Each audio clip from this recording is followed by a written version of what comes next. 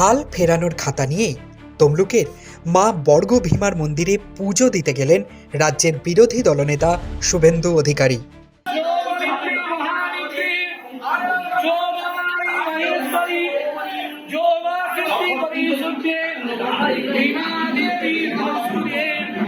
রাজ্যের হাল ফেরাতে পুজো দিলেন তিনি। প্রথমে তমলুকের গৌরাঙ্গ মহাপ্রভুর মন্দিরে পুজো দিয়ে সেখান থেকে হেঁটে হেঁটে আসেন মা বর্গভীমার মন্দিরে। সেখানে এসে বললেন তার উপরে আশীর্বাদ আছে মা বর্গভীমার।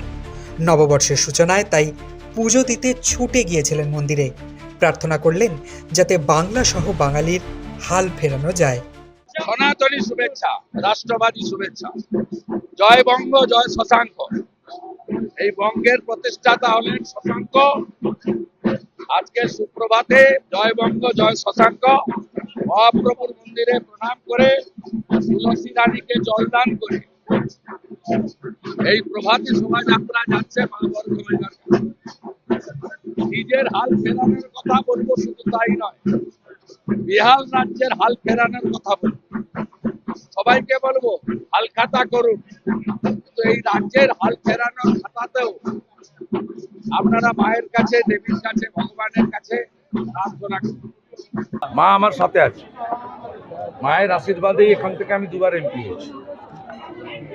মা বর্গভীমার প্রচুর আশীর্বাদ আমার উপর আছে এবং এখানকার অধিকারী পরিবার আমার আত্মীয়। এখানে আমি সাংসদ হওয়ার পরে পুকুর সংস্কার, পাড় বাঁধানো, একাধিক মায়ের সেবা দান করার কাজ আমাকে করার সুযোগ দিয়েছে। আমি সবাই হাল খাতা নিয়ে যাচ্ছেন, আমি হাল ফেরানোর খাতাতে সিঁদুর লাগিয়ে নিয়ে যাব। পূর্ব মেদিনীপুর থেকে অভিজিৎ মান্নার রিপোর্ট, দ্য ওয়াল।